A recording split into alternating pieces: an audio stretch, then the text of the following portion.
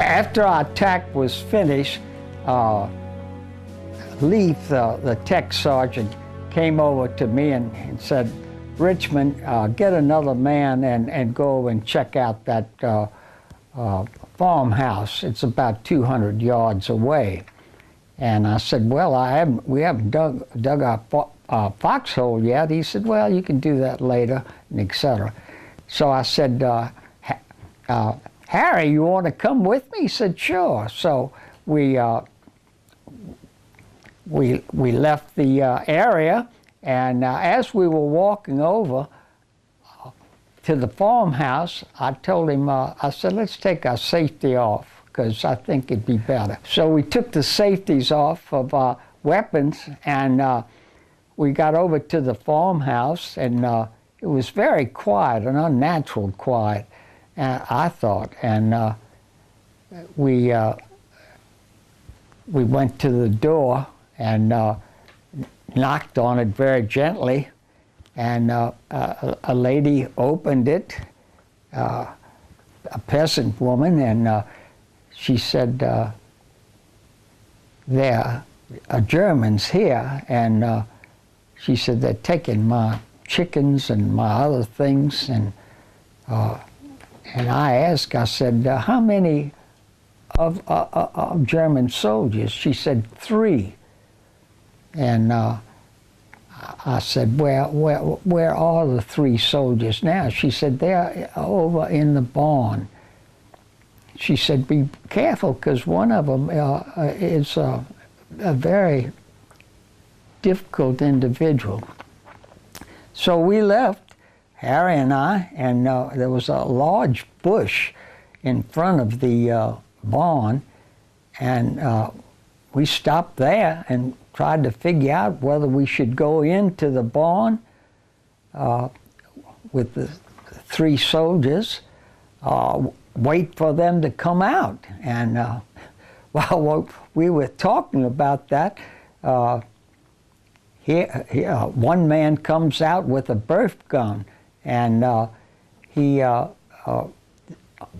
goes up and unzippers his pants. He's got a call to nature. And he put his burp gun against the barn and proceeded to go ahead.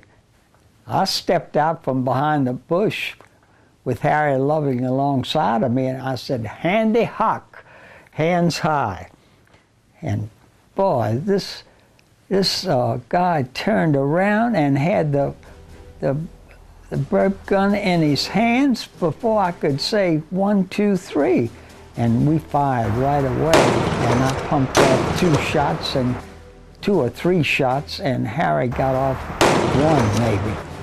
And anyway, we knocked him over. He screamed as he was falling, I remember that, and he hit the ground, and he was probably dead about that time. So we walked over and made sure. I asked Harry, I said, "Make sure this guy's dead, and I'll go in the barn and check see about the other 2 soldiers." When I got there, the 2 soldiers were big young men. They had their helmets off, and they had heard the shooting, and they were worried that someone was going to come in and shoot them. And when they could see that that wasn't going to be the case, they relaxed quite a bit. And so we patted them. I patted them down and took their overcoats off. And of course, they had their helmets off, and there was no weapon in sight. I guess they had hit it or something. So they were ready to be taken prisoner. And I brought them outside, and I turned the other dead one over we just killed and took some decorations off of him. He was a sergeant, and he was wearing them, and I took those off, and I still have them, as a matter of fact. We didn't go any further with that, taking the passbook, anything, because we thought we'd go on back to the tech sergeant with the 2 prisoners. So we took the 2 men. We had Harry patted them down and took a couple of wristwatches off, things like that, and we marched them over to the about 200 yards away to where we were digging in, and he said.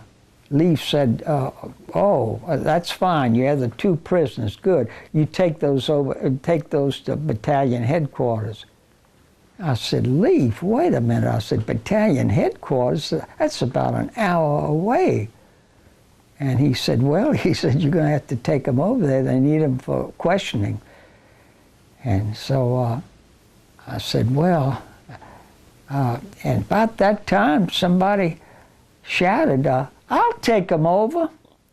And I kind of had a little feeling about that, because this was a fella who had lost a buddy about 2 weeks before, and but I thought it was all right. So anyway, he left us. Harry Loving told me, he said, "Boy, is that a break?" He said, "Man, you could run into Germans, you could step on a mine." He said, "Oh man," he said.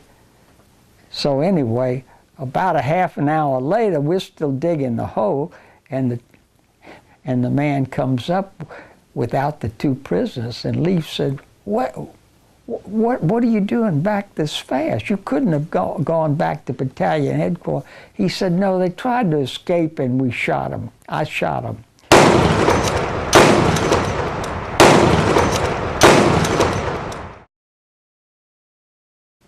I thought, oh my goodness.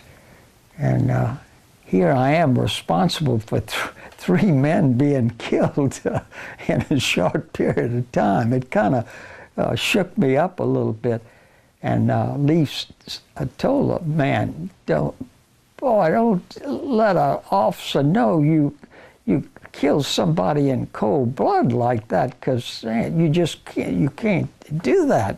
You better just keep quiet about it and hope nobody finds out about it. And the man didn't say anything, but he felt that he had gotten his revenge, I guess. So that's the end of that little story.